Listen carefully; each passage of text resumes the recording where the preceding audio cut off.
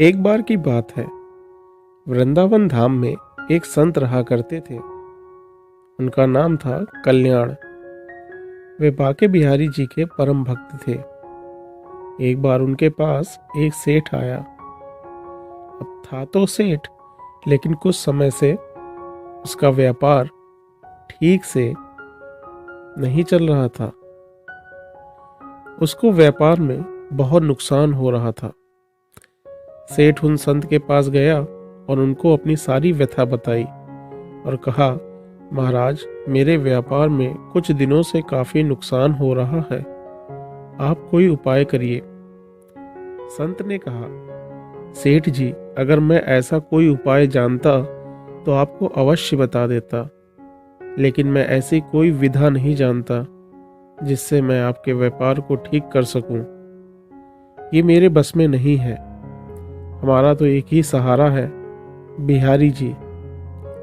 इतनी बात हो ही पाई थी कि बिहारी जी के मंदिर खुलने का समय हो गया। संत सेठ जी को बिहारी जी के मंदिर ले आए और अपने हाथ को बिहारी जी की ओर करते हुए सेठ जी को बोले, आपको जो कुछ भी मांगना है, जो कुछ भी कहना है, इनसे कह दो। ये आपकी सारी कामनाओं को पूर्ण कर देते हैं।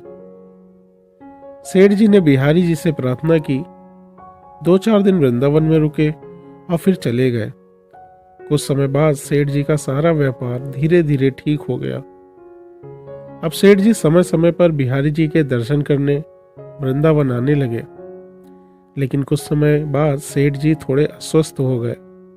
वृंदावन आने की शक्ति भी अब उनके शरीर में नहीं रही। एक बार उनका एक जानकार वृंदावन धाम की यात्रा पर जा रहा था। इस बात को जानकर सेठ जी बहुत बड़ी प्रसन्नता हुई।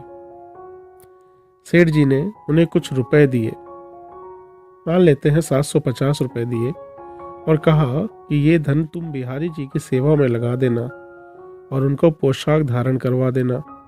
वो भक्त जब वृंदावन आया तो उसने सेठ जी के कहे अनुसार बिहारी जी के लिए पोशाक बनवाई और उनको भोग भी लगवाया। लेकिन इन सब व्यवस्था में धन थोड़ा ज्यादा खर्च हो गया। लेकिन उस भक्त ने सोचा, चलो कोई बात नहीं, थोड़ी सेवा बिहारी जी की हमसे भी बन गई। अब इधर मंदिर बंद हुआ तो बिहारी जी रात को सेठ जी के स्वप्न में पहुंच गए। सेठ जी को स्वप्न में भी बिहारी जी ने कहा, तुमने जो मेरे लिए सेवा भेजी थी वो मैंने स्वीकार की, लेकिन उस सेवा में 249 रुपए ज्यादा लगे हैं। तुम उस भक्त को ये रुपए लौटा देना। ऐसा कहकर बिहारी जी अंतर्ध्यान हो गए। सेठ जी की जब सुबह आंख खुली तो वे बिहारी जी की लीला देखकर आश्चर्यचकित रह गए। सेठ जी जल्द से जल्द तैयार होकर उस भक्त के घर पहुंच गए और उसको सारी बात बताई। यह सब जानकर वो भक्त आश्चर्यचकित रह गया।